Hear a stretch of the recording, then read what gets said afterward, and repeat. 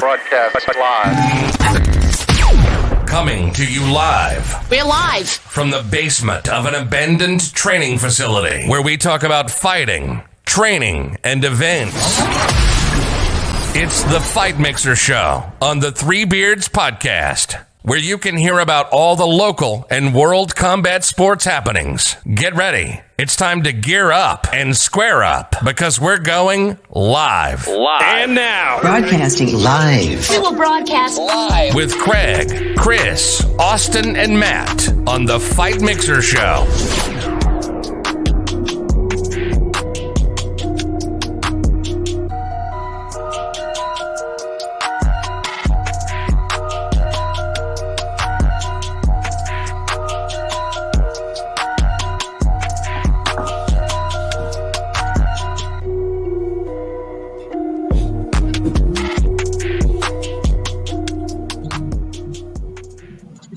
Welcome to the Fight Mixer Show on the Three Beards Podcast. My name is Craig. Along with me, Austin, guest host, Joe the Nose Wilk, and introducing out of the red corner is our esteemed guest, UFC fighter who hails out of originally Niagara Falls, Canada, is now residing in the warm, sunny Florida, Gillian the Savage Robertson. How are you? I'm doing great. Yes, trying to stay busy through everything that's going on right now. Just trying to stay ready for a fight, ready for short notice call. There you go. Fantastic. So, speaking of that, that's one of the things, because obviously UFC is now, tonight's their second event, and Saturday's their third. When's it looking like you're going to make it on one of those cards? Technically, I still have a contract signed for June 20th against Talia Santos. And they're telling me it's still going through. So I'm just hoping for that. It was supposed to be in Saskatoon, Canada, but obviously I don't think that's going to happen. But Dana said he's supposed to have Fight Island up and running by June. So hopefully I'll be put on that. And that'd be pretty dope. There you go. Fight Island. Fight Island. Every time I hear it, I go, this feels like one, slash like an MTV type, like a reality show. But at the same time, how cool is this if you could just have like a network where it's like Fight Island, you just tune into it and you just people just, it's like Thunderdome, you just have the fighters come in out of, on Fight Island and just battle it out. And then you're like, yeah, this is awesome. But I feel like it'd just be an awesome experience in general, being isolated on an island. You have your own training room, your own everything. So you can just be focused on the fight for that week. And then and also after the fight, being on the island would be awesome. Being able to go out and chill and party or do whatever after the fight. But fight week would be amazing. Yeah. So many children. God. There's going to be so many children. It's like the Olympic Village. Like the Olympic Village always produces like mad kids. Like popping out little fight babies. Like 9 months later, we're gonna have all the best fighters born. There's gonna be a lot of killers in the world. Then they're gonna be raised from the time they're born to be MMA fighters. We're gonna have the best only breed. Exactly. Oh, like this is I'm not kidding. Like this last Olympics at the Olympic Village, they had to bring in like an emergency surplus of condoms because they that really happened, bro. Do you know how many athletes got born though? Like they're like if they were late a couple days, there are so many Olympic athletes that got fucking born. Yeah. You see that Dana White just chasing people out of the hot tubs. Get. It's for you, Dad. No. None of that. Get. You're originally from Canada. What brought you down to, of all places, Port St. Lucie, Florida? I mean, come on, it's Florida. What's so special down here? My parents, actually. When I was, they brought me down when I was about 7. And originally we first moved to Miami, but that was just too much for my mom, just way too busy. So we moved up to Port St. Lucie, just where it's a little bit more of a definitely not that Miami lifestyle. There's not as much traffic up here. So I grew up here and started training up here under Dean Thomas, and I've been with him ever since. Dude, Dean's a legend. That dude's I've been a fan of that dude for so long. I was watching Dean fights. Like he's been fighting even longer than me. So like I was watching Dean fights when I was coming up. Dude, he's so good. I've heard he's a great coach. Okay, he's that next level shit. Like his coaching is just he's trying to innovate the game. So it's like everything that we're doing, nobody else knows how to defend it because we're creating our own style. There you go. That's how you got to do it, man. You can't do the same thing everybody else is doing. They know how to defend that. You got to do new shit, tricky shit. Especially in such a young sport. It's like the game's always changing. So you gotta evolve with it. There you go. 100. Awesome. So where did you get the nickname The Savage? It was actually after my first amateur fight. Dean wrote a message about me to my whole team, and he was like, when she walks she's as quiet as a mouse, but when she walks in the cage, she turns into a savage. And then it kind of caught on after that, but it was just I'm not necessarily the most outgoing, or I'm kind of a little bit of a socially awkward person, but it changes when I get in there. I just have a mission, and I'm just throat hunting. That's awesome. So do you find, I know some, it's like, do you kind of get just in a zone where you just tune everybody out as you're doing the walk down, or is it something like, because you said, the social thing, do you feel, butterflies, that type of thing, as soon as you get the cage, boom, switch is flipped? I try to do a lot of meditation and breathing, so I just try to focus on that. Really the worst part is before you make the walk. So it's like when you're in the locker room and you're sitting there and you're watching the fights before, and you're like, fuck, I have to go do that. You're like just thinking about I'm going to be in front of this huge crowd doing this. But then once you make the walk, it's just it feels natural. It's like, all right, I was made to do this, and everything just, you don't even think about anything. It just happens. There you go. No. Yeah, So, people ask what you're thinking in the locker room, and I always tell people, I'm like, well, if I shit my pants, my mom will still love me. I'm dead serious. That's the kind of you're like, I could just bail right now. I'll just bail right now.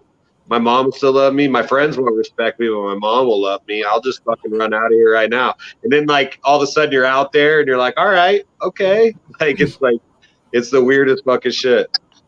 I remember before I fought Molly McCann, she was like my first real UFC fight, and she was the Cage Warriors champ. She was 7-1, so it was probably the biggest name I've ever fought at that point.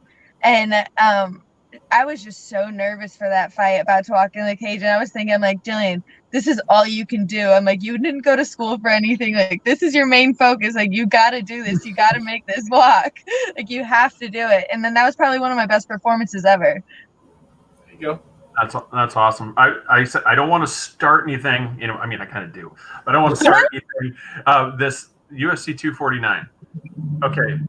That had to have been, I would say, in my watching, one of the boringest fights between those two female competitors. It was a martial arts expose. I was like, are you guys going to actually grapple or actually connect a punch? I mean, it was just like a dance-off. I feel like the whole card was fire, top to bottom, except that fight. Exactly. Yeah. Yeah. So so that's where I said I kind of want to start something, but I don't. It's like, so you're all kind of the same thing. It's like, so what was it? I mean, were they just not prepared, or are they because unfortunately I don't know enough about them. I mean, were they just so apprehensive of each other that they didn't want to come close, so they just stayed away? I mean, have you fought or trained against either of those two? I haven't trained with either one of them, and they're both in the 115 weight class. I'm a 25 right now, so I've never had the chance to share the cage with either one. But you never really know what's going through a fighter's mind. Sometimes it's a different world once you enter the cage, and there's no way to describe it. It's a different world in there, and it can't just even be a stylistic matchup, because Michelle Waterson being so kick heavy and Carla Esparza being a wrestler, once you start throwing a lot of kicks, then you're getting in danger of getting yourself taken down. You're off balance a lot. So Michelle was probably tentative to throwing kicks, and then Carla wasn't necessarily able to close the distance and do what she does best.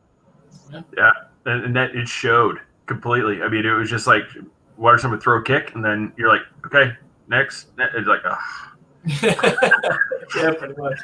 Yeah, I was like, not every fight can be like a highlight fight. Like I think there's like so many things that could play in. Like you're very right. Like a kick heavy fighter be reluctant on that against a wrestler. And then, you know, like the other thing too is like the most boring wrestling in the world. Okay, I love wrestling. The most boring wrestling in the world is in the Olympics, and it's because it's the best people versus the best people. And we're lucky with fighting a lot of times that doesn't happen more often. That just really talented fighters like nullify each other's skill sets, you know. And it could be that, or it also could be as simple as that. Like if like some nights you're out there and you're just not feeling it. And then, like, you know, if the other person's not feeling it either, you can end up dancing a lot, you know. And then some nights you're out there, you're bulletproof, and you're ready just to walk through a brick wall. So there's a lot that could play into it. But yeah, no, that the fucking card was dope though. That fight wasn't great, but that card overall was fucking dope. Yeah. Oh, we talked about it before. I mean, that Nico Price thing. I mean, I still, you know, his face. I mean, it was. That has got to be some of the worst pummeling I've ever seen somebody take. I mean, it was Rocky Balboa. You know, I'm such a huge fan of Nico. He's such a gangster. Like, he has those two finishes from bottom. He has the up kick and the hammer fist from bottom, and those are probably the most creative finishes I've ever seen in the UFC. And then just like watching that fight, like he's down to scrap. He's in there just because he loves this shit. And like, there's nothing I respect more than that. For sure. Yeah, Gillian, like you know what's up because you train, but like you know what's crazy about when the hammer fist from bottom, like so he was like kind of like in Ashigarami, like he's like in heel hook position, and he did that shit on purpose. He like it wasn't like just some freak thing. I watched him like tactically fucking make that happen from that position. Dude, I talked to him about it. And he was like, yeah, I noticed that my foot was hooked around his head. So I was like, oh shit, he probably can't move it, and decided to start hitting him. Wow. They were loud too. He was hitting them loud. Oh yeah, no. The up kick, the noise behind that was just disgusting. Like I've never heard something like that. That was terrible. One of the worst parts for me. Like that's why I don't like street fights, man. I don't like that meat on meat sound, which is funny now. I'm signed like to fight bare knuckle, but like the sound of it is like the worst part. Yeah, no, I don't know. I went to one bare knuckle event and there's no sound like that. I know. I can't wait. I can't wait. So a lot of your wins are by rear naked choke. Do you prefer to wrestle or to stand up and fight? Really, a fight for me is just a race to the throat. So I'm just seeing how fast I can get there. That's that savage. Hell yeah. I know that my rear naked choke is my strongest finishing weapon. That's how I'm going to be able to get these girls out of the fight, and I don't get paid by the minute, so I'm trying to get in and out of there as fast as possible. So all I'm trying to do is take them down and get to the throat, and they can know that, and I'm still going to get it. Dude, there's so much finality in a choke. There's so much finality in a chokehold. It's like if you line 15 people up and you punch them all as hard as you can in the face, you're going to get 15 different reactions. But if you the same people in a rear naked choke, all 15 people go the fuck to sleep, just like the rest of them. It's like there's nothing like choke. There's nothing doper than a choke. There's nothing doper. Oh yeah, like with arm bars and things like that, people can resist it. People can just tough it out, but you can't tough out a choke. You're gonna go to sleep. I can't tell you how many times I've seen people get like flatline knocked out in MMA fights. They hit the ground and wake up, and they end up coming back and winning that fight. Like there's so much variety in everything except for strangulation. Like there's just no character or variety, no weight class matters, no nothing matters. If you cut the blood off to the brain, they go down, and that's it. That's it. Dean's always talking to me about, he's like, we're working percentages, so we're only going to use high percentage moves. So rear naked choke being one of the highest percentage moves, that's why it's my go-to. It's what we use. There you go. Yeah, but like here's the thing though, is like to have the skill to get the back is what it really comes down to, though, right? Like if you're able to outposition somebody enough to where you're literally behind them, like they can't fight good with their back turned to you. Like that's what it's all about. Like it's a positional battle. That's why, like the rear naked choke is like, that's why it's the dopest shit ever, because you literally are sitting on someone's back. They can't physically harm you anymore. And then you can literally take their life if you want to, I feel like, especially being a small girl, like when I started training, I was 16 and like 105 pounds, and I've been going with heavyweight guys ever since then. And so it's like, I need to be behind you to be strong. I'm gonna like, that's where I have my best chance. So I've developed that ability and that skill over the years. There you go. Yeah, that's awesome. Yeah, so it's just. Just watching some of this. I mean, it is. I mean, there's been a couple of those fights. I mean, it just looked effortless from you. I mean, it just it's like snap, all of a sudden. That night, I was like, wow, that is impressive. I mean, it's like no time. So I mean, I'm looking forward to. I'm hoping June 20th that happens. So that way we can see, especially doing this. That. It's kind of now that when you interview somebody, you have a lot more of a focus on listening. So, it'll be one of those watching that one will be like, oh, yeah, here it comes. She's going to try. And it's just, people look at you like you're some prophet. It's like, oh, here comes a rear naked choke. Like, you know that. If I ever get any other submission, I'm like, oh shit, I pulled that off. Like, I'm surprised myself. So who would you like to fight? It honestly doesn't matter to me. I'm just like, I just love doing it. I love fighting. This is all, like, I train 2 or 3 times a day when I'm out of camp, and then in camp I pick it up. Like, this is just a lifestyle for me. So if I could get 3 or 4 fights in the year, I'd work my way up the rankings. I'd be happy to. I mean, it's just the 4 of us. You can say a name. I mean, So, with the lockdown and everything, obviously Florida's been pretty lenient on everything we do here. It hasn't slowed you down in your training at all? Oh, no. Especially with a coach that I have as dedicated as Dean Thomas. I feel like it's almost picked up my training. We've been working together every single day for like 2 hours in the morning, 2 hours at night. So I've been getting a lot of one-on-one work and a lot of time with him. It's just been, I haven't had the training partner. So I've been lacking there, where I haven't got to go live a lot. I haven't got to spar a lot. But I see myself improving every day. Yeah. Nice. So yeah, we just, I hope it comes, that fight June 20th, because, just as we talk to these people, I mean, and I know all of you, it sucks that you guys have to go through all this training and then just you're in a hold pattern. Oh yeah. And it's frustrating in general, because I haven't fought since October, and, so this even June would be 8 months in between fights for me, where when I was an amateur, I was fighting, like, I fought for 2 years and I had 11 fights. So I was fighting like 5-6 times a year. And that's the kind of pace I want to be on with the UFC, but I haven't gotten there yet. Yeah. Now, is that just waiting on Dana to, pull the trigger on those, or is that just something that it hasn't worked out? Yeah, it's just waiting for the matchmakers to hit me up. And obviously coming off a loss my last fight, they just weren't as quick with the call. Coming off a win, they want you faster. Yeah. Yeah, this, getting used to, like I said, being a little bit more of an outside, I'm trying to get used to, which companies, kind of do, they all have their different, different ways that they do it. And so it's, with UFC, I mean, it was, coming here into Florida, I mean, you can just see this machine rolling in, and just, it's like everybody in the state of Florida was like, how high do you want us to jump? I mean, we, like, yeah, you're back. I'm like, yeah, what do we need to do? Let's make this happen. And it's awesome to see the UFC that's actually putting on shows during this time where no other sport is. So it's just, it's great to see that the world is actually moving again for us. Yeah, it's nice. So one of the people asked, who inspired you? Or do you have anybody that inspired you as a fighter, or you just wanted to fight from? Honestly, I never watched a UFC fight or like kickboxing match, anything like that. Like, I wasn't into fighting before I started training. Nice. So it's like I started doing a cardio kickboxing class at Dean Thomas's gym in Port St. Lucie. And then after that, I just kind of fell into it. I started doing an MMA class. Then like a year later, started jiu-jitsu. And I feel like they just kind of told me after, like, oh, you're here every day. You want to take a fight? Sure. I was like, oh, why not? There you go.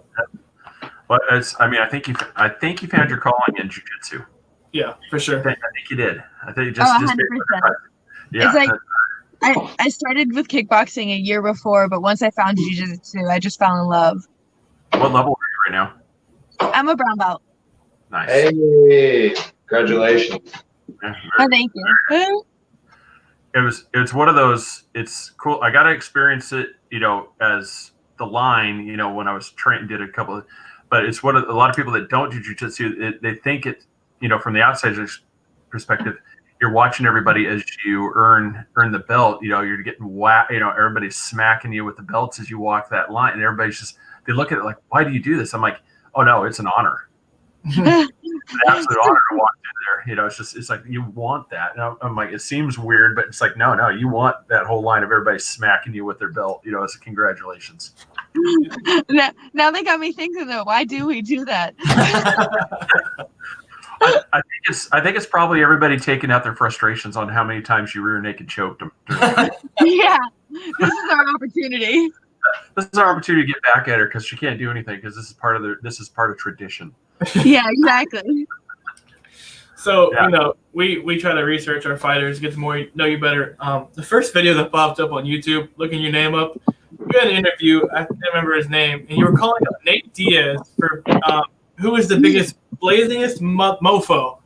Why? What is that about? I'm just a marijuana enthusiast or a connoisseur, you could say. Yeah. And I would love to smoke with Nate Diaz. I would love to challenge him to a smoke off one day. So maybe one day we'll share the room for the blazingest mofo. Oh, that's what it said. You smoked with Snoop Dogg one time? Yeah, when I was in the Tough House, we got the opportunity to smoke with Snoop Dogg. And awesome. That shit didn't feel like real life. I was sitting there sitting next to Snoop Dogg holding a blunt in my hand, just looking at him like, holy shit. That's why I messaged you to make sure, because we're always asking, can you smoke marijuana in UFC? That's why I was like, hey, let me ask her to make sure before we get her in trouble. It's just, we didn't know. We're not allowed. We're allowed to have a certain level of THC in our system. We're only tested for it during weigh-in day and fight day. So there's a 2-day period that we're tested for THC, and we're still even allowed to have a certain level then. So we do have to stop smoking right before the fight, but right now, they don't care. Okay. Yeah. Amen. Amen. Yeah. So, I moved down here from Oregon. So we were one of the ones where I've explained that to some people down here. I go, you don't understand how different it is. You could walk in, you can have 4 ounces in your possession. And I said, you can, they said, walking around, you can have an ounce on you, for usable to smoke. You can't smoke in public. You can be in your home. But when police pull you over, as long as you don't have any more than, 1 ounce physically on you, I go, nothing happens. There's people walking out of the dispensaries. It looks like a candy shop. You got the plant. You got the guys on the guys and girls in white coats going through. Yeah, we got this strain. We got this strain. You go through all the jars, and they measure it out for you. They give you a little bag. You just go in. Nothing happens from it. You can have 4 plants, and you can have up to 1 pound of process in at your house. Any more than that, then you're considered, dealer, excessive. But yeah, it's a whole different world. And I'm that way. It's like being kind of libertarian. I'm just like, let people smoke. There's no problem with it. I don't understand this. Being a CDL driver, unfortunately, I have to even be careful with CBD oil. Yeah. I can't even risk that because if even just a trace is in my system, then, like you said, Monday I'm on the unemployment line. Pretty much, yeah. And it's so so in a way it's kind of a little bit jealousy is what I'm trying to say. A little bit jealousy. True, man. Yeah, that's what. Yeah. Let's just be honest. It's not fair. Yeah. So that's cool. Yeah, because that's a question we've always had. It's like you see this thing and it's like, okay, apparently there must not be just a straight ban like other leagues. Just so you guys must be allowed to do it, which is, in a way, it's pretty cool.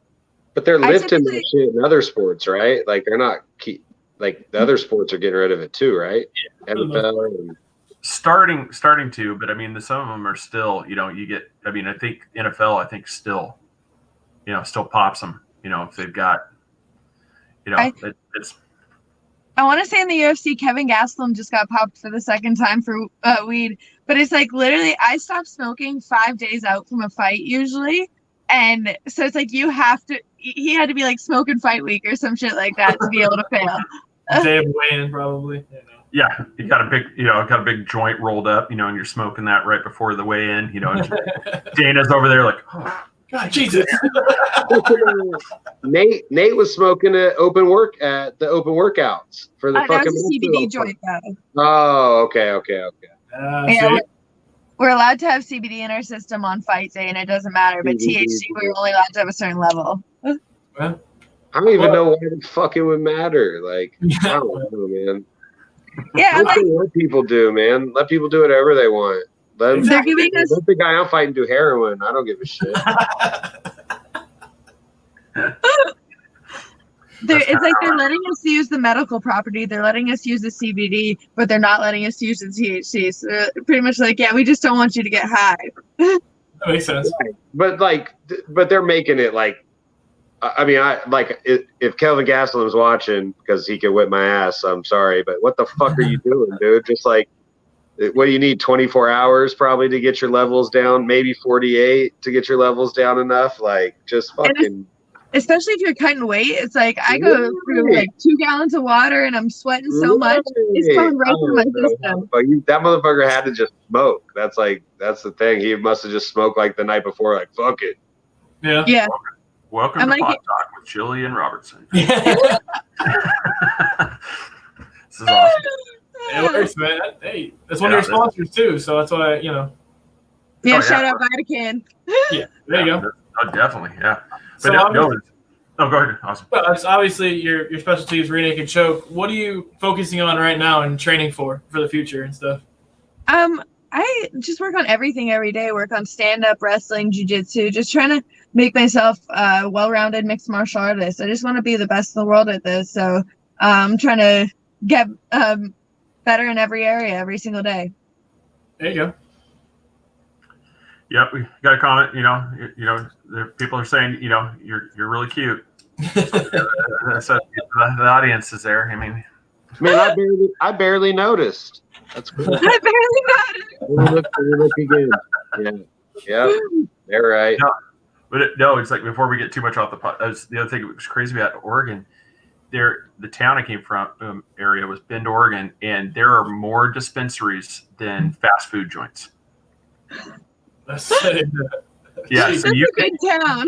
Yeah, so you literally could have a better chance of finding something to smoke, or an edible to snack on than a McDonald's or something else. I mean, it's pretty crazy. I mean, you can just go down. It's like, okay, there's one. I mean, you see the green cross everywhere. It's everywhere.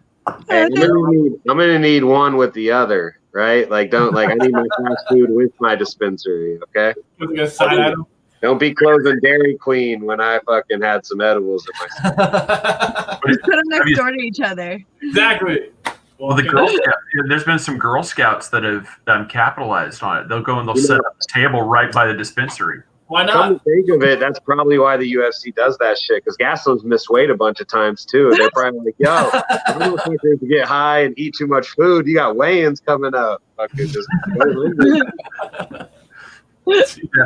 They're like, we know you got the munchies. For sure. Yeah, you're at weigh-in, sitting here with a bag of Doritos.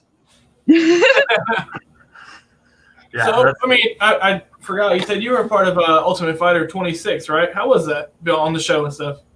It was one of the best and one of the worst experiences of my life, honestly. Like, I loved it more than anything, but I would never do it again. Really? Like, it was just, you have no phone, no music, no books, no TV, no nothing, like no types of entertainment. And then it's just like you're sitting there with girls that you have to fight, and it's just boring as anything when you're sitting in the house. But then also whenever you go to the gym, it's probably one of the best experiences of your life, because I'm working with 5 to 10 high-level coaches with 8 girls who are all high-level fighters in my weight class. So it's an amazing opportunity, and I saw myself excel so much. But just the time at the house, like, you're just staring at a wall half the time. Yeah, I haven't been able to watch it. Hulu only has like the Misha Tate, Ronda Rousey one, and then Frankie Edgar. So I haven't seen your season. So I was like, when I saw you were on there, I was like, damn, I gotta ask her about that. Is it awkward? You know, you just beat a girl. It's like, hey, we're still living together. You know, I beat your ass in the last week.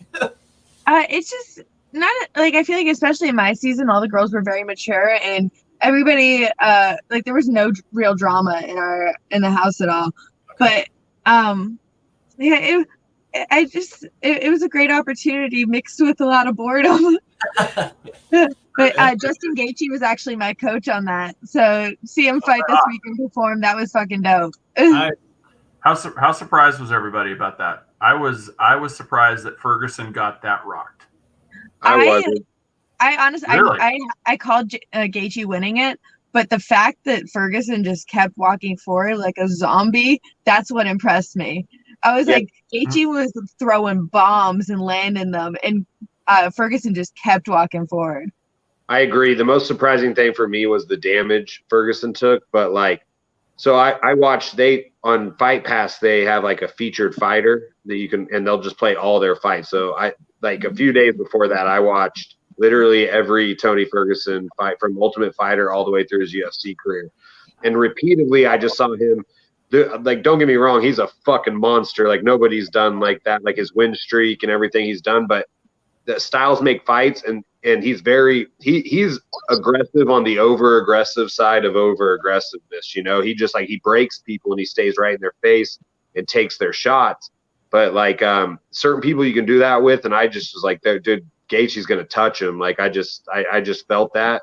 Like I bet on Gaethje in that fight. So I definitely thought that was gonna happen. But I was surprised that he didn't go down. That was like, I was shocked he didn't ever just chrome, because like even Kevin Lee, multiple people have like Pettis and Kevin Lee like fucking dropped Ferguson hard in those fights, and he recovered. I was just surprised he never went down from some of those giant shots from Gaethje, because he was hitting them hard.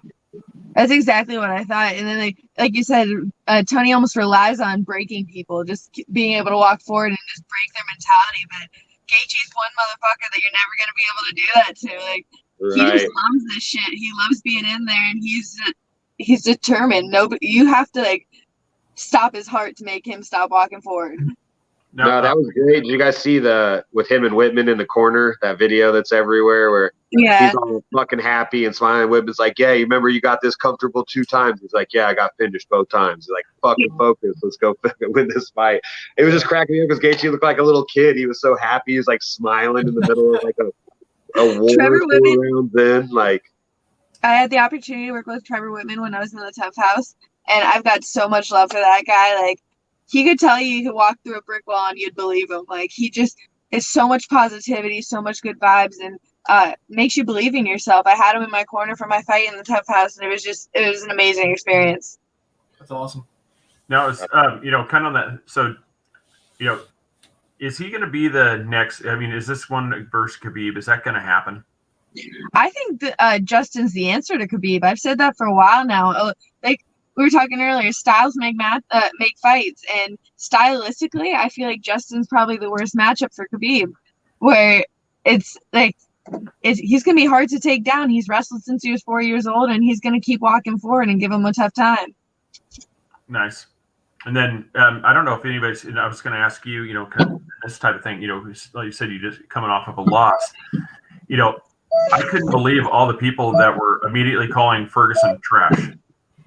Oh yeah, it's like nobody cares about anything but your last fight, and it's always like anybody I meet now, they're like, "Oh, you win your last fight." That's always how it is. That's all they care about. And even coming off of a win streak like his, it's just it's the rough reality of being a fighter. Yeah, I won't lie. Welcome to the fight game. Welcome, like that. 100% what it's always like. That's why I lie to people. Like, people are like, "How'd the fight go?" I'm like, "Oh, I kicked his ass. You should have seen it." That's right. Well, that's what I was saying. It's like for me, it's like just coming new, fairly new to this. I used to be that way too. Where it's just like, oh God, look at that record. I mean, it's just like 13-8, and then I just started realizing it's like the wins and losses don't mean a thing, because it's like you guys, you and your opponent could have a killer thing, and then just one mistake, and you're on their back, rear naked choke. And you're like, it's a win and loss. I mean, But you look at it, you're like, oh, so it was just a lousy fight. No, it was an amazing fight. Just one person won. It doesn't mean that they're not. Yeah. Anything can happen out there, and like so you can be dominating the whole fight and then lose the last like 10 seconds. It's a crazy game. Yeah, that's kind of where I was wanted to bring that, see what you thought, because I thought that was crazy how you can have a career kind of like Ferguson and just you get dominated in a fight. I mean, which Justin did. I mean, he took it to him, and then all of a sudden everybody's like, yeah, trash. I mean, this is the first time, But it's not fighters. It's not fighters saying that. It's the couch potatoes. Yeah, exactly. That's the thing, man. Like people who know, man. Like I've been doing this shit 20 years. I'm like 50 fights deep, right? Something close to that. And so like something that I tell people a lot, right, is like at one point, I don't know if it's exactly the same, but pretty much me and Nate Diaz have like the exact same record. It ain't the same thing. He's fought way higher competition. He's been in crazier shit. It's not the same thing. Records, like I could go around and go, yeah, I got the same record as Nate Diaz. But a fighter would never say that shit because I know the difference, man. I fought in bingo halls, not in arenas. You know what I mean? Like Nate Diaz's shit's different. Like so, like that's the same thing. Like dude, those are people are all saying that, but that's the same thing in every sport you've ever talked about. Fucking football. The Monday morning quarterbacks, right? Like it's like that with fighting too, and everybody wants to talk about that shit while they sit on their ass and not actually ever get in there and put it on the line. For some reason, fighting's the one sport that everybody thinks they were born with the ability to do. Like nobody looks at football as like, yeah, I can do that. I could play in the NFL. But people look at the UFC and they're like, oh, why didn't he just do this? I could do that. Yeah. Yeah, Instagram. Dude, all my boys from high school, like half of my friends from high school are still like, yeah, I think like if I was really mad though, I could probably still take you. I'm like, the fuck you could. Oh, that's our co-host. People be like, oh, I just blacked out. I just black out and go crazy, man. Different in the streets. Yeah, that's what I was saying. That's our co-host, Chris. Like we had Jim Allers on. He's so like, I can take him. And we're like, dude, you have never trained, and you just taught a guy that's right now 4-0 in bare knuckle boxing. He's got an MMA career. I'm like, dude, no. I go, the only way I'm letting you in that cage is in full protective gear and a promise from them that they won't break anything. Pretty much. That's the only way I'm letting you in a cage. Hey, sometimes you gotta let people learn their lesson, man. That's how it is. We're trying. I just finished training right now. We had a kid come in who he hadn't trained in a while, but he was a wrestler and he was pretty cocky and he was probably like 170, 180. So going with a little girl, he wasn't too intimidated. And then after he told me, he's like, I've never been manhandled like that in my life. I just want to thank you so much for humbling me. I'm like, that's how it is. The gym a couple times. Oh shit. Yeah, well, Austin's going to discover this when he trains in jiu-jitsu for the first time. Right. I have never been. I said through MMA train. I've been taking those classes. When I took my first jiu-jitsu class, I was the most exhausted that night, and that was only an hour on the mat, and I was tired. Oh, different world down there, and it's like, you gotta sink or swim, and a lot of people don't know how to swim. Yeah. No, it's you realize just how fast it's just one of those things. Like you said, it's personal when people say, "Oh, I can do that." I'm like, no, you don't understand. I mean, we talked about it in the last show about the Charles Rosa Mitchell fight, just how dominated Rosa was. And he is one that wants to get on the ground and wrestle, and he was dominated. It's like there's levels to this shit, People like Carlos Rosa is a black belt, and he's still being able to be handled like that. And he obviously handles people at his like Charles is a very capable fighter, Yeah, I was surprised, and that's and it's one of those things to see, just like yourself, just how fast you choke some of those people out. It's like it's impressive. It really is. I mean, I watch him. I'm like, God, it's just how I could get at that level. How can I get to that point? Years and years of time and dedication. Time in. Yeah, but you know what? Like a lot of things, like sometimes people don't realize too that like one scramble, one mistake, one anything can dictate, like with the Mitchell fight, right? Like I talk about like car racing when I talk to people, right? You don't have to, like, I don't even watch NASCAR, right? But here's what I do know. You don't have to beat someone by a lap, right? You just get in front of their car and you don't let them pass you. And that's a lot of the same with jiu-jitsu. You get to like an advantageous position, and then the other person has to constantly try to catch up and catch up and catch up. And it's up to you to make that mistake or for them to make that move, you know? And I think that's what Mitchell just never let him off the hook in that fight. That's one of the beauties of jiu-jitsu. You could be outgunned, outmatched, but it can be your night. It can be your role on the mat that time. And sometimes you're just that one step ahead and you never let that fucker off the hook. You know, it's a beautiful thing. It's a beautiful thing. Yeah, exactly. I feel like it's crazy in jiu-jitsu, like just how your thumb placement, like you get using your thumb or not using your thumb can make the whole difference. It's like the littlest tiny things can make such a difference in how you are able to perform. Yeah, when you get to the high levels too, man. Like I remember, everyone's really high on Danaher and those boys, and I got to go take classes from Danaher at Enzo's in New York, and I was a black belt already when I was in these classes, and he was showing the littlest shit details about the most basic shit, and that I should have fucking known. And I'm on a subway like after this in New York, like this, just like I don't fucking know anything, man. I don't fucking know. I've been doing this 20 years. I don't know shit.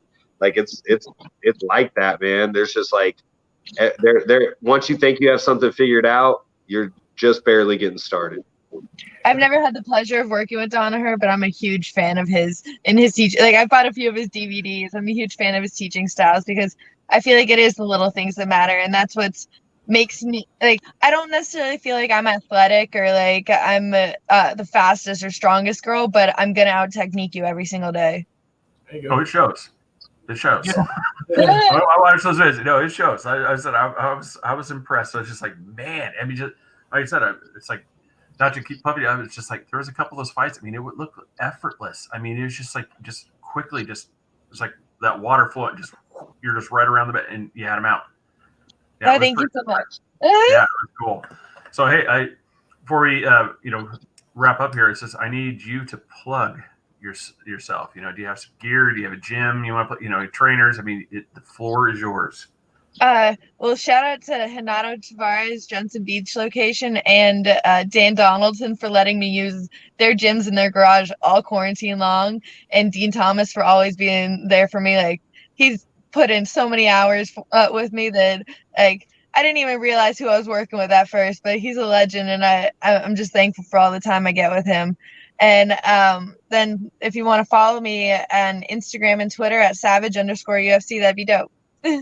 Awesome. Yeah, definitely. Yeah, you said, same thing. It's like if you wouldn't mind sharing this with your friends, so we can get that, that we would appreciate it as well.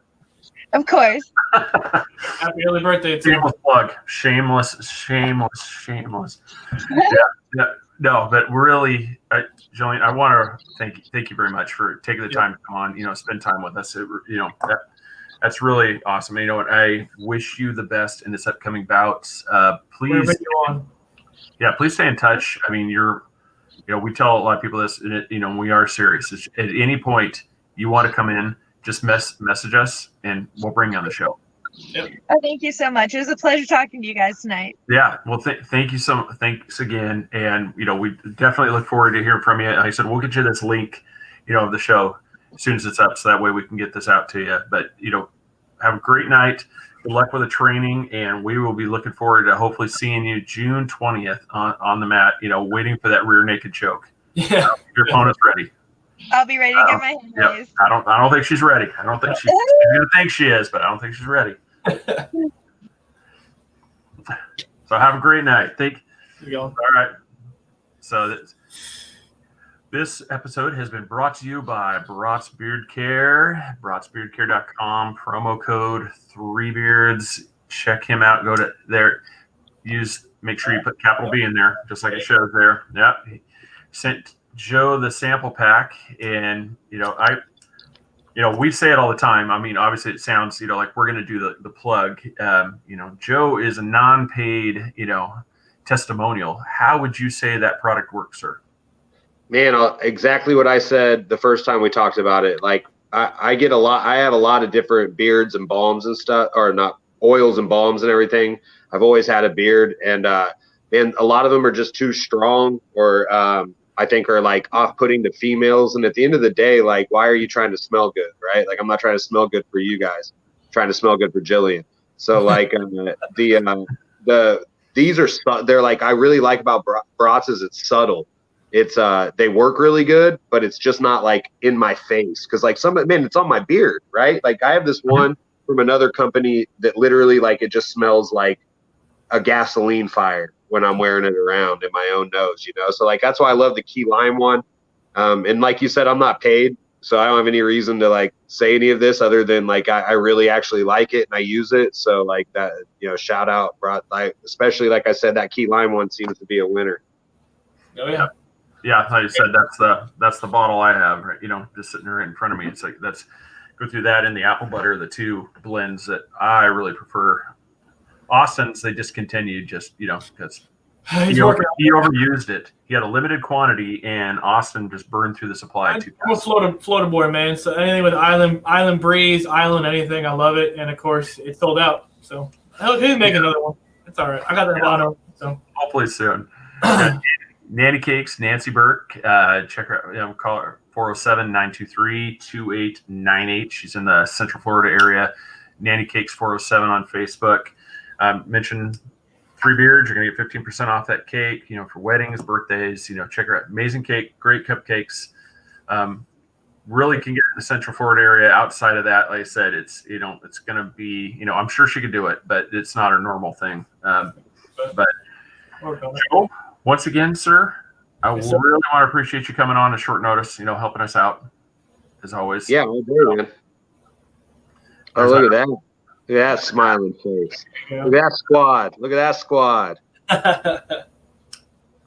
So plug your gym there, sir. We always want to give you. Yeah, no, I appreciate it, man.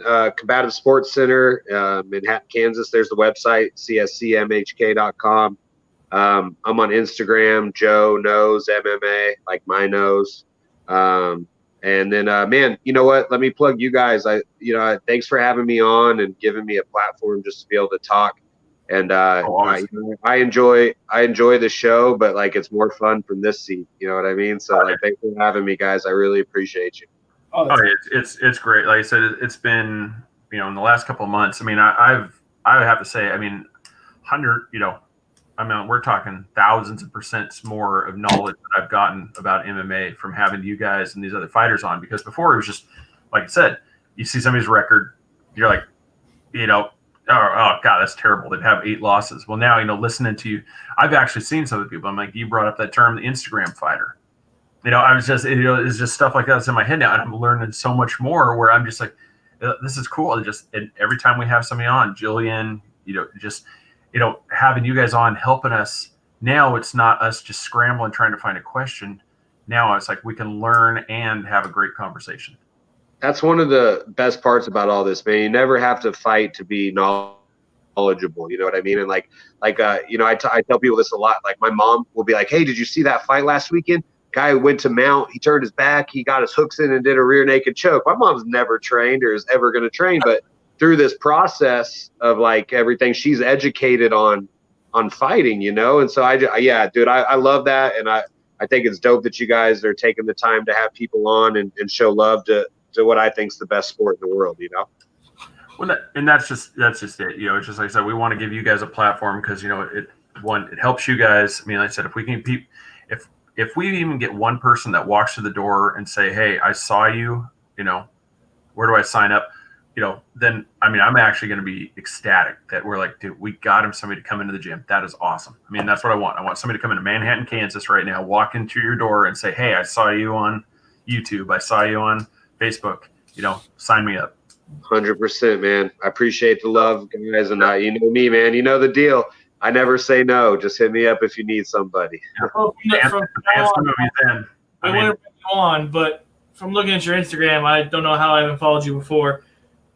You have over 1,000 followers. I'm now requiring 3 followers to come to our page before you can come back on. Perfect. Over 1,000 people Bro, following. I'm so bad. I'm the worst with social media. My business partner was like, dude, you need to post more stuff on Instagram. You've got like more followers of people that try. Like I've literally look on there. I think I've posted like 3 times on Instagram ever. 18 posts and over 1,000 followers. So you're doing something right. Those 18 posts that people made me do for like sponsors and shit. Like I'm terrible, man. I got to do better. But yeah, I will for sure. I'll show. Let me show you guys some love and see what I can do for you guys, man. It's mutually beneficial.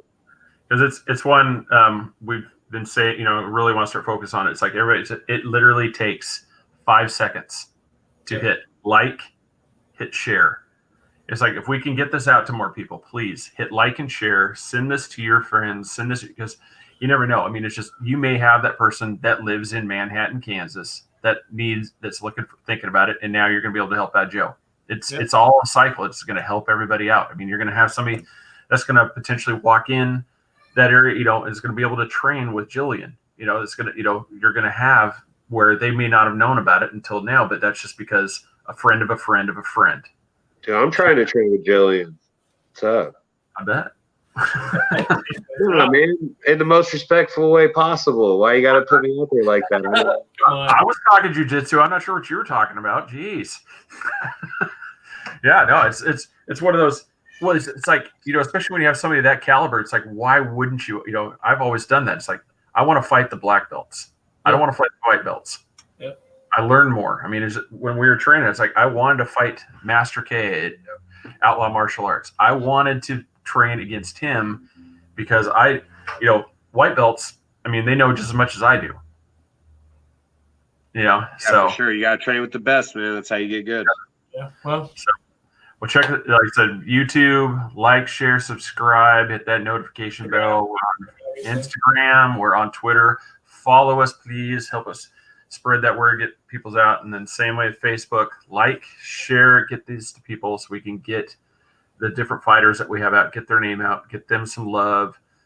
Because the more support they get at some of these events, the more attention they're going to get from the bigger companies like Bellator, Titan, UFC, and that's what we want. We want to see everybody grow. I want to see Joe get the next UFC, fighter to walk through his door and help train him. Exactly. So, all right, Joe. Thank you very much, sir. Appreciate everybody. Who's coming up? All right, thanks, guys. Looking at the schedule real quick. I don't know if you got it up handy. I'm trying to scramble here. We've got right here. Sunday. We've got Lex McMahon from. Yeah, I don't know if it's McMahon, McMahon. I'm not sure. I apologize. I don't know how to say his last name. He's the chief. We'll get it. COO of Titan. So that's going to be a really cool one. Getting up. So who knows? Maybe we can help get Solomon, move him up. Get the attention. Yeah. So I got to start fighting for you guys. Obviously, a year away, but we'll talk to him about it. So they said it's like, hey, I've got an up and comer. It's like, why not put them on your cards, man? Exactly. Right. So, all right, everybody. Thanks for watching. Hope you enjoy the show. Please like, share it. And we will see you Sunday when we talk to the COO of Titan. Good night. See ya.